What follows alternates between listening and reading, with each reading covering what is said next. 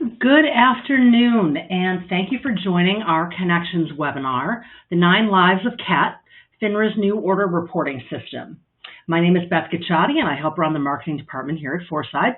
And on the phone with me today, I've got Suzanne Risser and Patrick Labby from our consulting practice area, as well as Chris Montanino from Broadridge. So before we get started, I'd like to walk through some housekeeping items. All participants are in listen-only mode. The call will last approximately 60 minutes. If you do have a question, please ask it through the Q&A pod. You can find those in the upper right by the little arrow on the right-hand side. The replay and the slides will be sent out after the presentation to all of those who registered, or you can download them from this webinar platform via the pods as well. So now I'd like to give a quick introduction of Foresight. Here at Foresight, we pair comprehensive and customized advice with best-in-class technology to help firms in the investment management and broker-dealer space continue to improve, innovate, and grow. We tap state-of-the-art technology to help firms drive operational efficiency and flourish in today's regulatory environment. With Foresight as a partner, firms can dedicate time and effort to portfolio management, securities transaction and execution, client service, sales, and other value-adding work. And now I will turn it over to Suzanne for introductions. Thank you, Beth. Hello, everybody. Thank you for joining us today. I'd like to just take a moment to introduce myself, as well as the other panelists who will be joining me on today's webinar.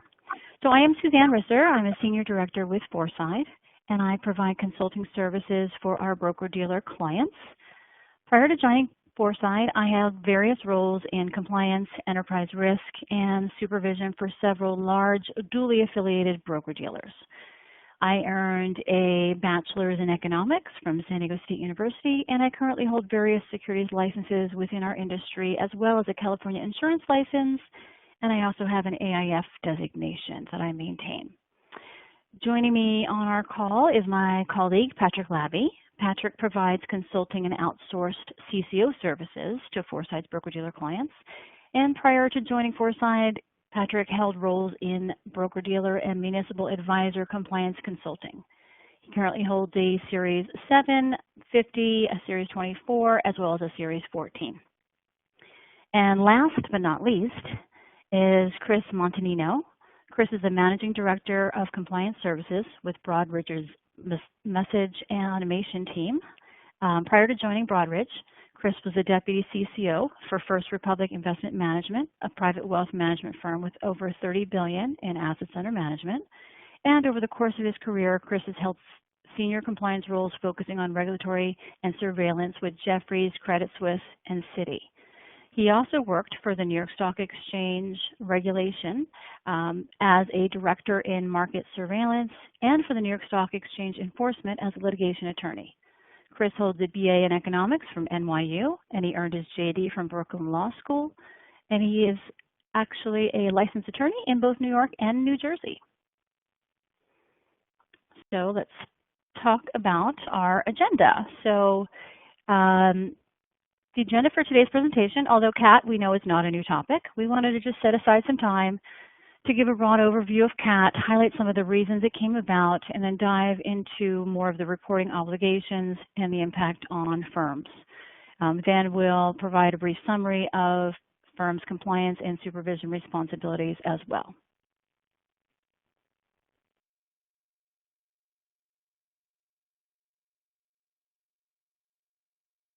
So let's talk a little bit history to give us some perspective as to why CAT came about, even though many of you are already familiar with the backstory.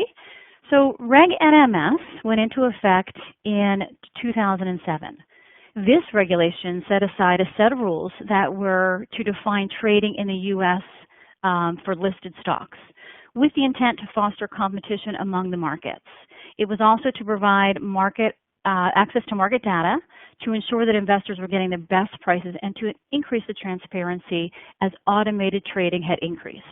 However, Reg MS did not provide enough transparency, which became even more evident after the flash crash that occurred in May of 2010. So May 6th of 2010, we had the flash crash, which was unprecedented for our time.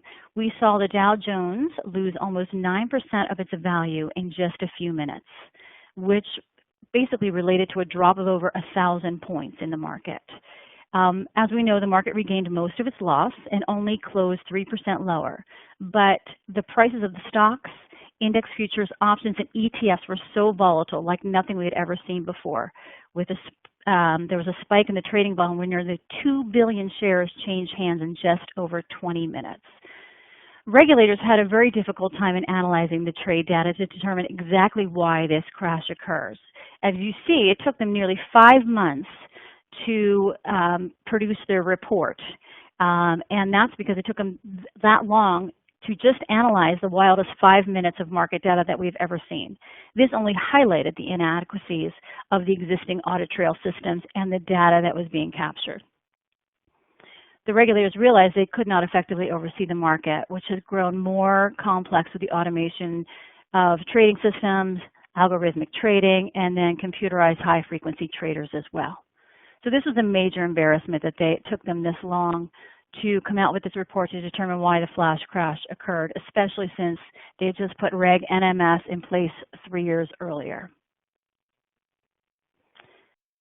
So as a result of the 2010 flash crash, the SEC proposed a new rule, Rule 613, and this was approved in July of 2012, just 2 years after the flash crash.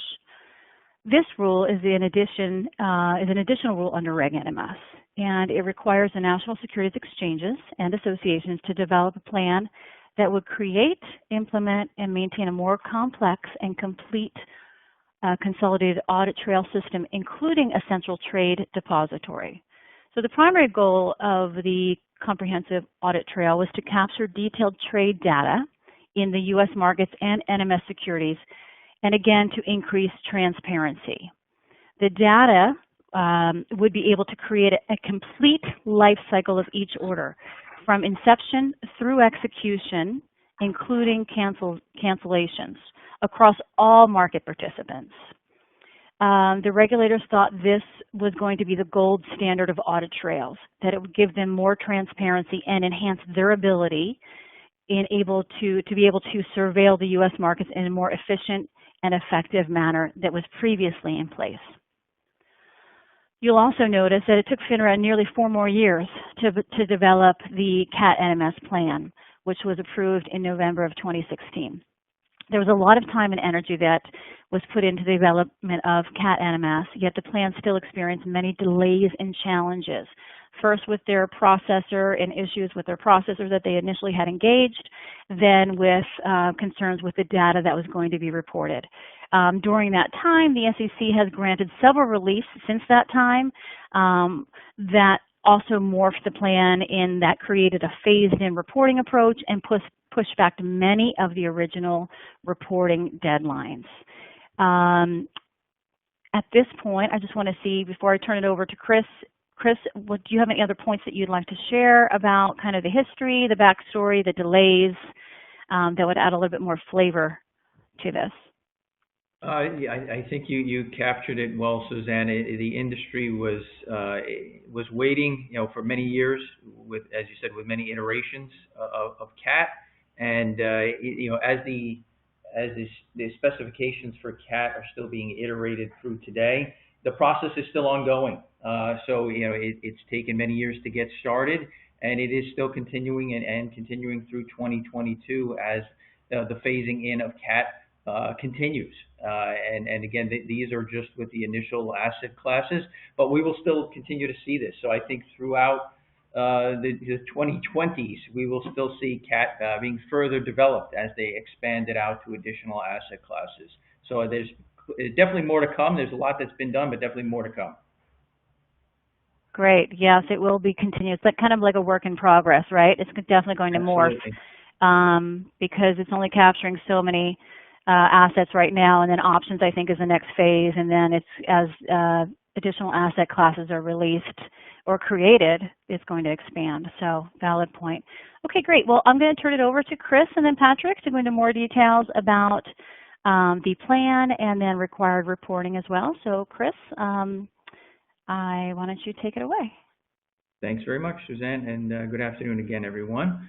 So, Consolidated Audit Trail, or CAT, as folks refer to it, it is the gold standard going forward for audit trail in financial services.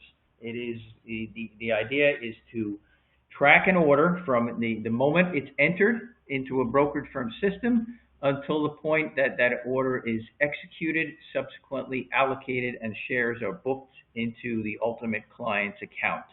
That is the general idea, and that was the focus of the regulators in putting CAT out there and requiring broker-dealers to comply with the requirements, so they can have that moment-to-moment view on any given order and know the clients that were behind it. That is critical, and the critical change from prior regulations around this type of activity, monitoring orders, monitoring transactions to understand who's behind them. The CAT brings together both the order side of this and the customer side, and that's what we're speaking to on this slide. CAT is identifying the clients and broker-dealers associated with the orders and allowing the regulators to track that activity. Prior to CAT, there was a system that is actually being sunsetted today called the Order Audit Trail System, or OATS, that FINRA has, which allows regulators some level of view into order activity. They can see the firms that handled certain orders and where they routed it to other brokerage firms. And ultimately, if there were transactions executed, they could see the firms that handled the orders, but they don't have a view into the customer behind the order or behind a given order that was routed between brokers. There's another system called electronic blue sheets that does transaction reporting. So before CAT, the regulators were linking both together. They would have to look at OATS to see what brokerage firms were handling orders, and then somehow try and piece that together with the information in electronic blue sheets as far as the transactions to piece things together. Consolidated Audit Trail brings that all together. It brings together the order, the transaction, and the client information. As we said earlier, it's starting out with equities and options. Those are the phases. We began with phase 2A, which was in June of 2020. We phased in 2B and 2C, and phase 2D, which is the full options implementation, will be in December of this year. That's when we'll have all of the asset classes that are outlined in the current spec implemented. But there's more to come on the fixed income side, potentially futures, but those specs haven't even been contemplated yet. That's just sort of the grand landscape where the regulators are intending to go. As far as what is captured or what events are captured in CAT, it naturally covers things like the receipt of the order, and the regulators are very clear. They want to see very detailed timestamps, at least down to milliseconds for any timestamps that are recorded as part of CAT. And if firms are capturing them in more detail, they expect to see the more detailed timestamps. They want to see all the routes and iterations of an order. So if it's routed to broker A and it over to broker B, down to broker C, there can be multiple routes. They want to be able to see that chain, and they link it together through various linkage keys that exist in CAT. Obviously, any modifications or cancellations to orders, that's all part of the standard audit trail that is included, as well as the trades and subsequently the actual booking of the shares to the account or the allocations. That was recently covered in phase 2C and will be fully implemented as we get to 2D. The key piece that sort of brings this all together is the Ks portion, or the customer and account information, which I know we're going to get to later in the slide. But that's sort of the glue that brings all of the order-related information together for the regulator. It's the customer information, the FDIDs, or the firm-designated IDs that link the order information to the ultimate client, and that's the critical piece for the regulators, so they can know who traded what, when, and through which brokerage firm. That's a brief overview of CAT, and we're going to get into more detail as we proceed through the program. But I will now hand it over to Patrick to get into more detail on the differences between CAT and the prior OATS system. Thanks, Chris. You mentioned a number of new reporting requirements, like new products like options, new reporting events like quotes and allocations. Also, now we're going to be reporting customer and account information, which is totally new for transaction data reporting. This will most likely make CAT the largest, most complete reporting system the U.S. has seen, and it's going to provide a huge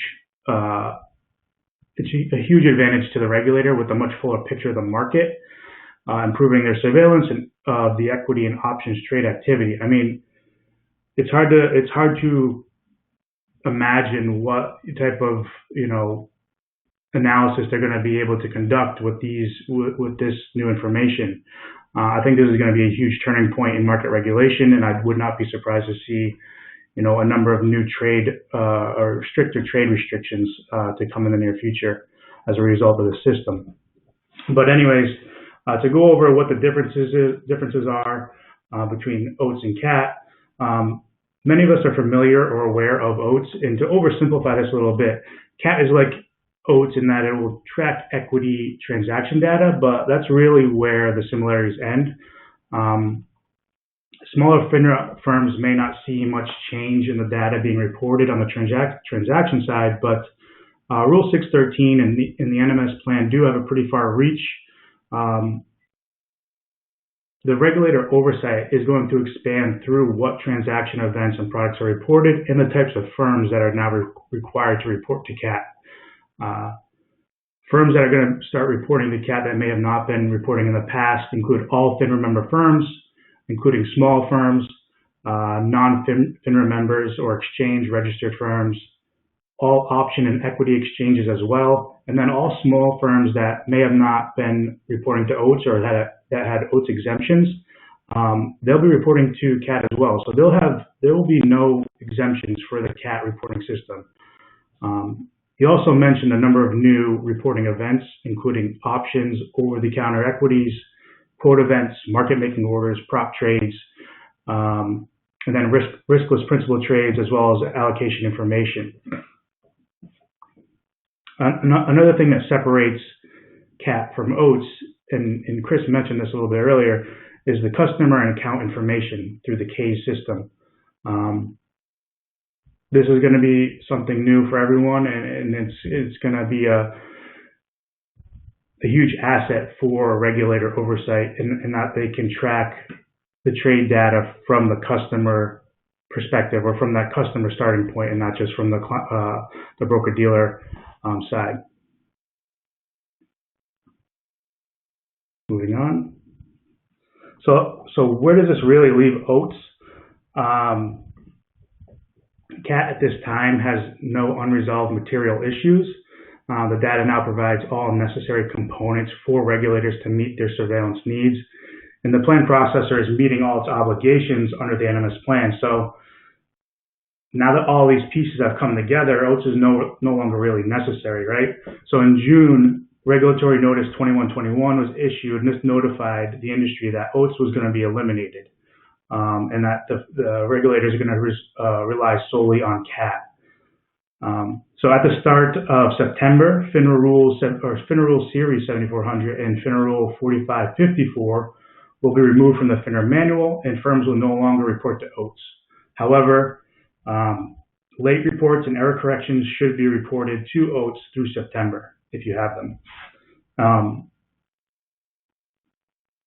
And as previously mentioned, there are no exemptions from CAT reporting, but there is a distinction between large firms and small firms, and that'll determine when they must be in compliance with this new regulation. So this is such a big move for the industry's transaction reporting that the implementation process has been split based on the size of your firm. So the firm's net capital will determine when you're required to meet the requirements of this plan. The implementation process will be the same, but it's going to be broken up into stages and phases. But smaller firms that haven't reported to OATS will be given a little bit more time to comply with the new regs. To determine when or determine what category you fall in as far as small firm or large firm, the SEC defines a small firm as a broker-dealer that has a total net capital of less than about $500,000 in the prior fiscal year. And then if you don't meet the definition of a small firm, you would be considered a large firm.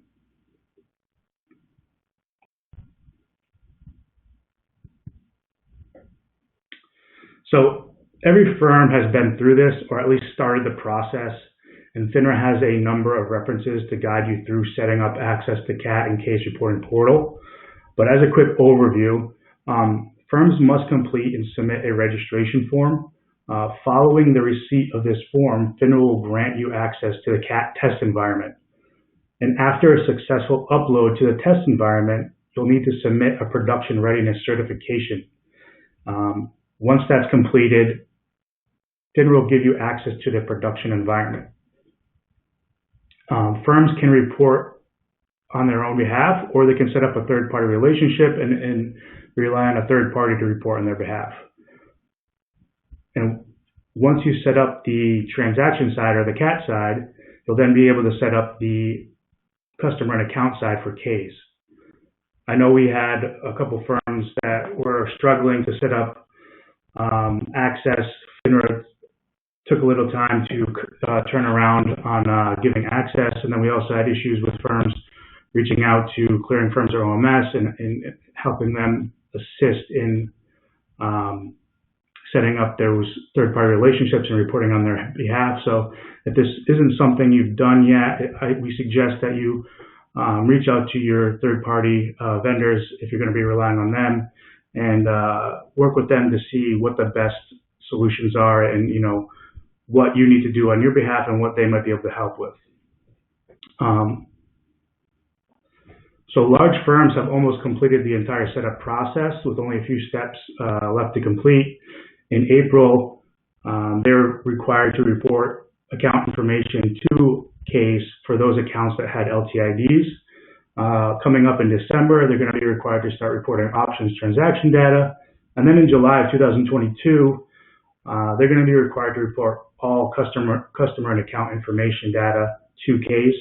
There's going to be no limiting factors. This is when the system will be in full effect.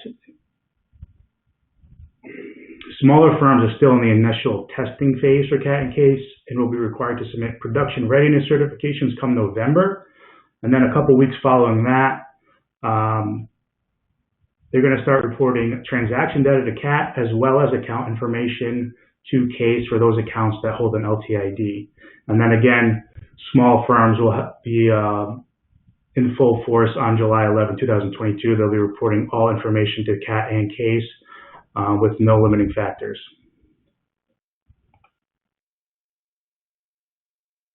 So CASE, or the Customer Account Information System, has two components. First being the customer information. And for the purpose of CAT, the definition of customer is an account holder originating an order, or any person that's authorized to trade in that account or in any account at the firm.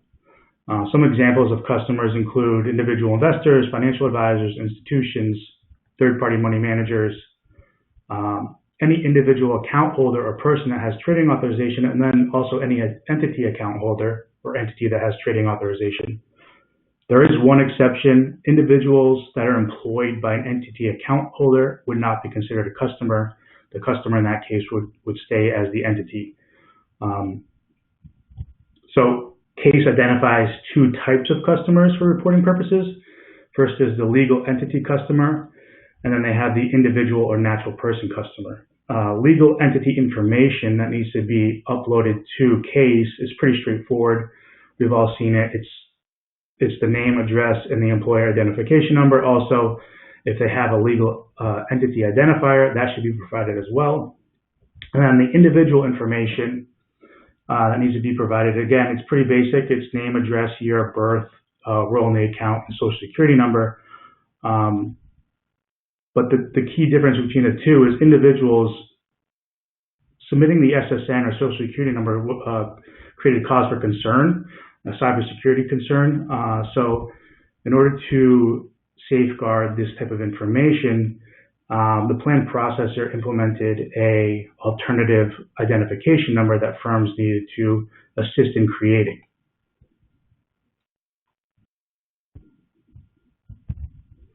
So before this identifying information is uploaded to CASE, the plan processor implemented a process to create an alternative ID for these customers to reduce the risk of loss of personal identifying information. So FINRA CAT will use this alternative ID process to generate a CAT customer ID, or referred to as a CCID, in a two-step transformation process.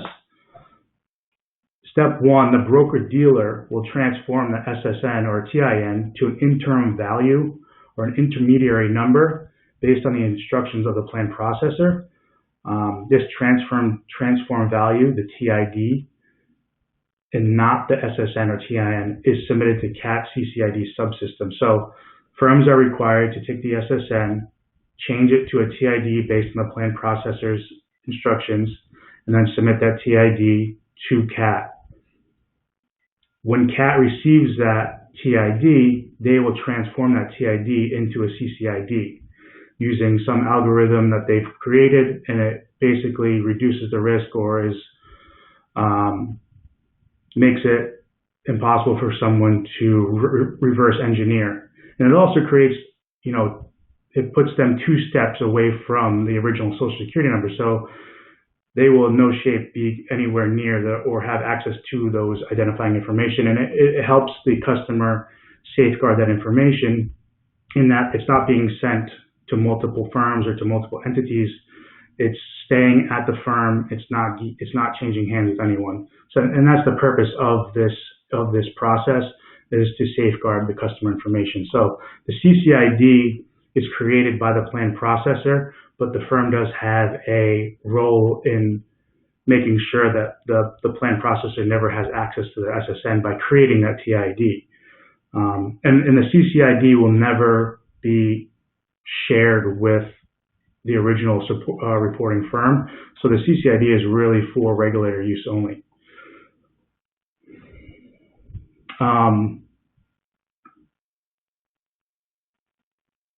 Also, the employer identification number for a legal entity is not covered under the CCID alternative. However, CAT does require firms report the EIN as a TID and as an EIN in plain text.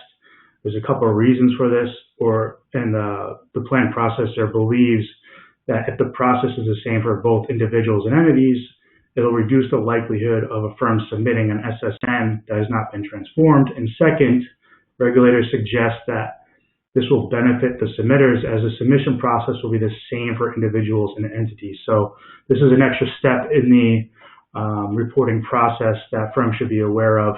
And if you have a reporting relationship or are relying on a third party, I'm sure this is something they can assist with. So on top of the customer information, firms will also be required to provide details for trading accounts, including customer accounts, market making accounts, other prop trading accounts, agency allocations, and then error accounts.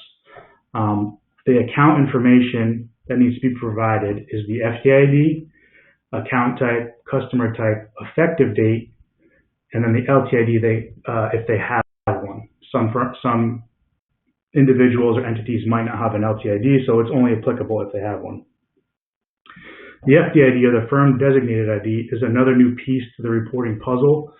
Just like CCID, it's a new, unique ID specifically created for this reporting system.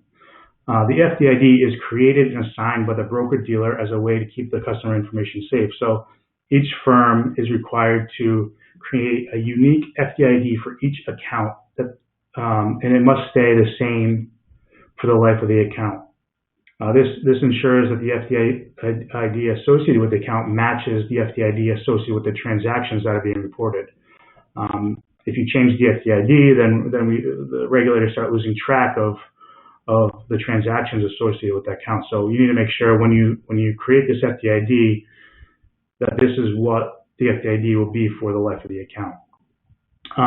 We found that the creation of the FDIDs was somewhat challenging in the beginning. So if you're going to be relying on a third party, we recommend you have a conversation with that third party, whether it be the OMS or your clearing firm, and talk to them about going through that process and the best solution for that. As far as when you're selecting the account type, the case system, there's a list of account types or a drop-down of account types provided, including delivery versus payment, margin accounts, cash accounts, things of that nature. Regulators have mentioned that they will, look at this list and update it over time. But right now, it's a pretty basic list. As people continue to use the system, I'm sure they'll get a lot of feedback and start updating things where necessary. And then customer type is really determining whether it's an institutional account or a managed account or a retail account or some other version of that. So that's a pretty straightforward entry in the system. And then large trader ID, again, it's not everyone has a large trader ID, but if they do, it needs to be provided in the account system. And those large traders, if they exceed 2 million shares or $20 million in a day, or 20 million shares or $200 million during any month, they will be considered a large trader, and they should have a large trader ID, and that needs to be reported. It's not a difficult threshold for many to meet, so you may be surprised that there's a number of customers or accounts that meet that threshold, and you need to look into it a bit more and maybe reach out to them to verify if they have one or not, and then apply it to the customer's profile.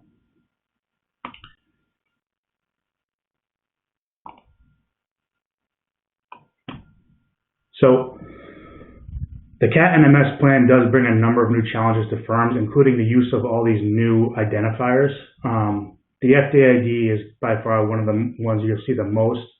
You'll probably deal with this on a daily basis. Every broker-dealer is going to be responsible for creating an FDID for each of their accounts. It'll need to be unique, and it cannot be the account number, the existing account number. They want a unique account, or they want a unique ID for CAT reporting purposes. It must span the life of the account, and it should stay consistent across all third-party vendors. They want to make sure that there's no gap or break in the reporting. So if the account should maintain its FDID for any vendor that has access to that information. This is really just a new feature. It's really to protect the customer account reporting information, and is a part of a complex cybersecurity protocol to safeguard the personal information of your customers and accounts. Another one that we've been seeing more often now is the LTID, right? Customers trading over this threshold, they qualify as a large trader, and they need to provide that LTID number to you when they register as a large trader. As I mentioned, this piece of information was not typically obtained by or kept up to date by a number of firms. Now, as it's a reporting requirement, firms really need to look into this, maybe adjust their procedures and verify if customers have this LTID, and then add it to their customer information and upload it to CASE. Something we may have seen and not really too sure about is the unidentified large trader ID. This is if a individual or entity meets the definition of a large trader, but they haven't registered as a large trader yet. Clearing firms are responsible to assign these individuals a unidentified large trader ID until an LTID is provided. As an introducing firm, you shouldn't have any responsibility here. It's up to the clearing firms to make sure that they're assigning a ULTID to these customers or accounts. And then CCID, this is a pretty important piece, but it really doesn't directly affect firms, right? This is an ID that's going to be used by regulators, but you do play a part in creating this CCID. And this is just to safeguard customer information. This is the identifier that's going to basically replace social security numbers and tax identification numbers. And the way you play a part is you need to participate by creating a TID as an intermediary identification number between the customer's SSN and then the CCID. So it's imperative that you convert the SSN to the TID and then submit the TID to CASE. And then you might also see the IMID, which is an industry member ID. not all reporting firms are registered with FINRA. So instead of using a CRD number to identify the reporting firms, they're now using the IMID, which is similar to the MPID. And the reason that they're using these new identification numbers is to, one, safeguard customer information, and then also link the transaction data to the customer account information data.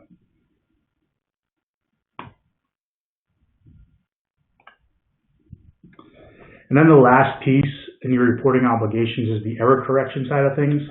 It's probably not something you're thinking about. You're really just trying to get the system up and running. But there are instances where you need to address error notifications. Firms are responsible to monitor for trade reporting errors, and submitting those correction reports within the required time frame. Even if you outsource your reporting, it's still the firm's responsibility to ensure that the error reports are being submitted within a timely manner. Firms will receive a file-based error when the file as a whole was rejected due to not meeting system specifications. So a file will get kicked back completely if you get the file-based error. Examples of this would be if the file name didn't meet the specs required by case, or if the formatting was off, or if the file wasn't compressed correctly. And then record-based errors result in the file being accepted and all records being accepted, except for the entries within the record that are identified as errors. So let's say you upload a file, everything is correct, except one person's name is misspelled incorrectly. All data except for that person's profile will be accepted, and it's up to you to fix the person's name and resubmit that information. You can either fix the person's name in the file and then re-upload the whole file, and that'll write over all previous information provided in that report, or you can create a new file, update that person's information, and just write over the information that was provided and flagged as an error. So the record rejection files provided will include the associated FDID to identify what record failed, and then a code to identify what information must be corrected and resubmitted. Something to keep in mind when addressing the corrections, CAT requires a faster turnaround time than OATS. Error corrections now must be completed within 3 days of the trade date, or T+3. Also, an interesting factor in this case system is customers may have multiple accounts over multiple broker-dealers, meaning each firm will be submitting their identifying information to case. So this will create instances where data you submit may be inconsistent or a duplicate of existing data submitted by another firm. So in these instances, there's two types of errors. There's discrepancies, and that's when the same associated identifier has inconsistent data across multiple firms. So you may have misspelled the person's name or address, and that would trigger an inconsistency error, right? So if they have an account at Fidelity and Fidelity submitted their information all correct, and you submit their information with the street names off, then it's going to kick back to you and say, this doesn't match what we have on file. And then there's the duplication errors, where the same data is associated with two different identifiers.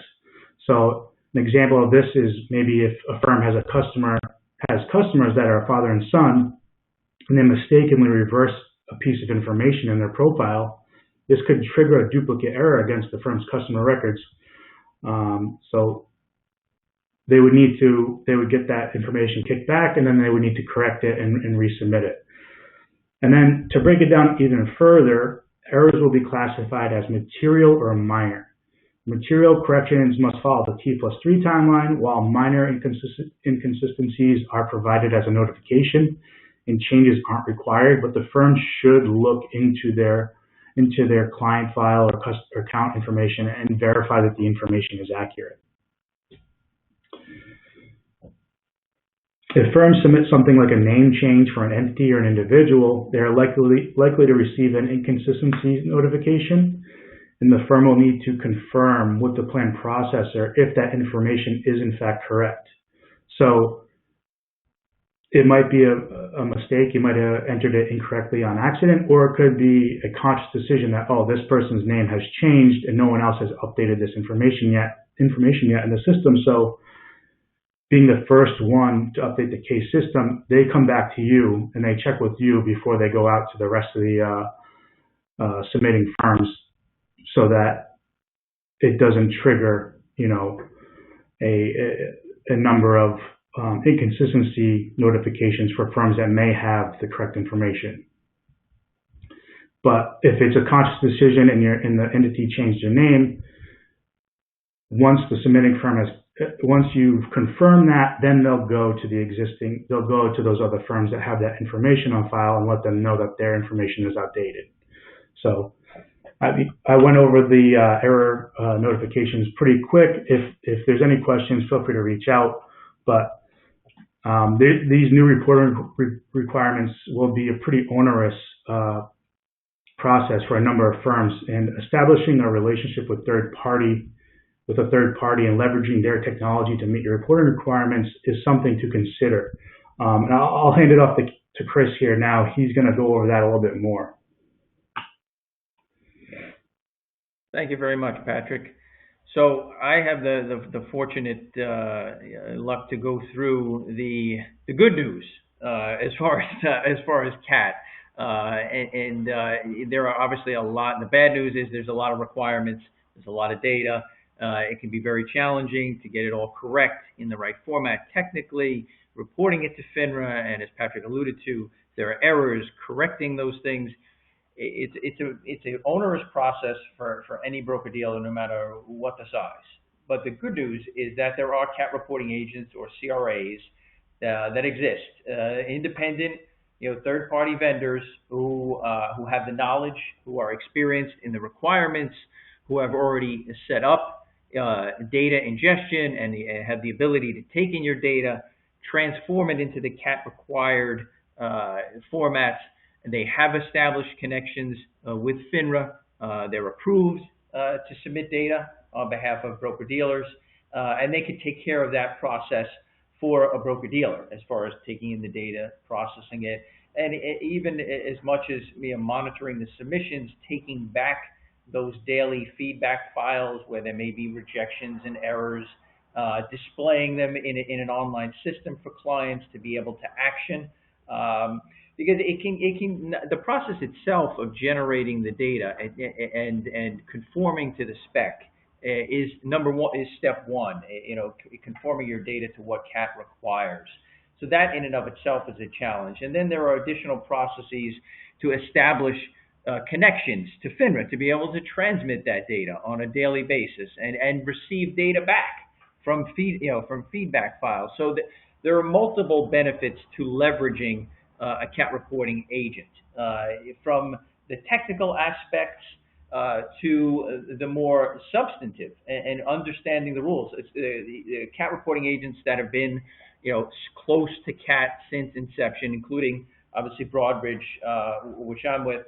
It's critical to work with an agent that has experience in the requirements, because yes, although it is very technical in nature and it is very data specific, and there's obviously a very regimented specification that firms have to follow.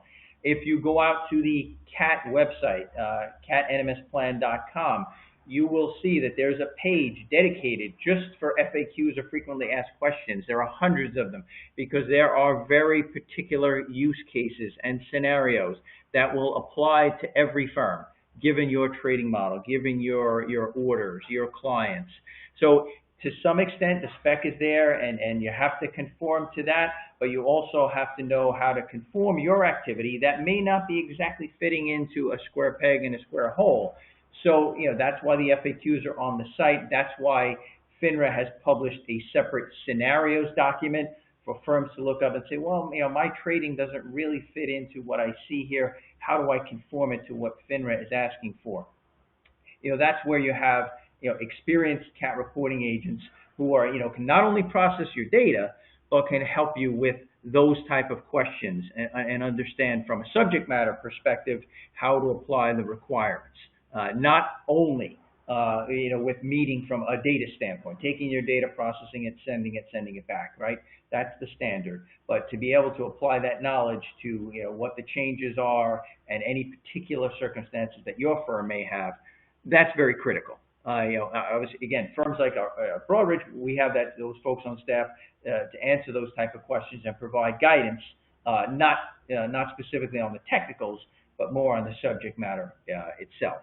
So I'll just transition a little bit now to obviously the benefits of the CRA relationship.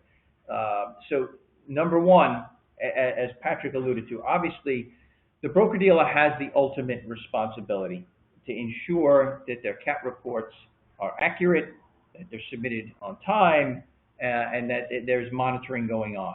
So the broker-dealer is ultimately on the hook for that naturally. However, the CRA relationship is critical to provide a level of comfort for the broker-dealer that the process is being handled by folks that have been doing this and have been following the regulations for some time, have a number of clients that they're supporting, so they've seen a variety of issues. More clients you have on your platform of varying degrees, you're definitely going to experience more issues of different flavors. So that's critical as well. Your CAT reporting agent has got some experience, a number of clients, and they can assist you as questions come up. And in addition, as I mentioned, there are resources at certain CRAs that can help you monitor for your errors and rejections. I mean, depending on your volume and your activity, there can be errors that come up that require repair, and there is a fairly, as Patrick alluded to, a fairly tight time window during which errors have to be repaired. It's only 3 days. And as you can imagine, with the daily processing and everything else that firms are juggling, that 3 days can go fairly quickly to investigate types of issues that may come up for CAT reporting. Because many issues, when it comes to errors and rejections, can have to do with your data. Maybe you had an issue with your data, you populated a field incorrectly, or you had a bad symbol. That's something you can investigate on your own and figure out. But a lot of times, errors and rejections that come back from CAT have to do with the counterparty to a transaction. So don't forget, FINRA is matching up events from CAT that are submitted by all broker-dealers. So if broker A says, I sent a route message over to broker B, FINRA is expecting to see that message from broker B, saying it received that message from broker A. If it does not, then there's a linkage question or a linkage issue that exists in the CAT portal, and that the broker-dealers will have to resolve amongst themselves, reaching out to one another, coordinating, we sent this route to you, you didn't report it, and maybe they reported the wrong IMID. So there's a lot of back and forth that could potentially have to happen to investigate these errors and linkage issues. And that's another area where the CAT reporting agent can assist. They have contacts at each of the brokers that handle the CAT reporting. They would know who to go to inquire and ask questions of to resolve these type of issues. That's just, again, one of the many benefits to leveraging a CRA. And again, depending on the CRA that you leverage, some provide interfaces for you to actually log in on a daily basis, monitor your submissions to ensure that your data is being submitted timely. You can review it to ensure that the data fields that have been reported map to what you're expecting to see based on your business model and your trading. And in that interface, you should also be able to identify any errors and work with the CRA to actually rectify them in the platform. So the idea would be not having to go out to the CAT reporter portal itself and manually deal with the rejections. Hopefully the CRA can bring that into their platform, and you have one place to review your activity, review your errors, and make any repairs, rather than trying to have to manage that through multiple systems. So again, just to sum that up, depending on CRA that you choose, they should theoretically, hopefully, be able to greatly reduce that burden on internal compliance and supervisors to provide this managed service, to not only handle it from a data standpoint and ensuring that the data and reporting is accurate and timely, but helping from that sort of subject matter expertise perspective as well, and helping identify those issues, and as well, assisting and guiding you with, how to ensure that you're doing proper oversight of that, because that's very critical as well. FINRA, during the end of the summer last year, they issued a notice, 20-31, was a regulatory notice, where they laid out what their expectations are of firms when it comes to oversight of consolidated audit trail. And they were very clear what they had expectations of the firms, and one of them is to do a periodic review and evaluation of the vendors that are submitting data on your behalf. And given the types of tools that are provided to you by the CRA, that makes that comparative analysis a lot easier. And to some extent, some CRAs can automate that for you to be able to discharge that oversight responsibility that FINRA is expecting, that they elaborated on in 20-31, and that we know that they've already started to review and meeting with some firms, asking them, how are they complying with the oversight requirements. So again, as a wholesome solution that the CRA should provide the data, the data analysis, the submissions, the assisting with the errors, and assistance from the subject matter perspective as well. I am going to turn it back to Suzanne to chat a little bit more about firm responsibilities. Great. Thank you, Patrick and Chris, for that information. Geez, hearing that, I knew that CAT is going to be very complicated, but hearing how to manage the data, the errors, and all the inconsistencies just shows how demanding this is going to be for firms. But I just wanted to kind of just take a minute just to give an overview of firm responsibilities, even though we've already touched on some of these items throughout the webinar. As Patrick mentioned, industry members currently reporting to OATS. They've already gone through the implementation and registration process and are already reporting CAT data. Other smaller firms will need to go through the implementation process and be ready for CAT production by November 29th of this year. CASE reporting is going to be phased in for firms. Some firms are already doing CASE reporting, just depends on the size of your firm. But all client account information reporting will be required by July of next year. As Chris talked about, there are reporting relationships. Firms need to determine if they're going to self-report or if they're going to engage a reporting agent.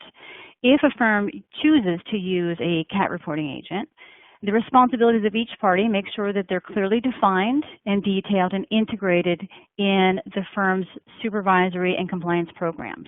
Firms are going to need to ensure that their agent is conducting all the CAT activities agreed upon within the contract, and that those activities are complying with the rules. Firms will also need to communicate regularly with your reporting agent to ensure proper submission of your firm's data as well. And then please remember, like Chris had mentioned, your supervisory and compliance responsibilities are that of the broker-dealer, and those responsibilities can never be contracted away to a third party if you use a third party for your reporting agent. Firms also want to ensure that they establish and maintain a supervisory system to achieve compliance with the CAT rules. Your WSP should be updated to address CAT requirements and detail the firm's supervisory processes.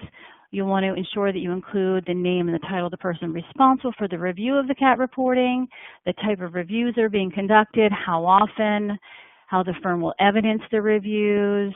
It's also important that your firm's reporting, your controls, your exception management processes, as well as oversight metrics are clear and documented as well within your WSPs. There's also, the plan requires that firms synchronize their business clocks on a daily basis prior to the market open. There also is an expectation that firms will periodically, at set times throughout the business day, check the clocks to make sure they're synced properly. Firms must maintain a log to document those actions taken regarding the syncing of the clocks.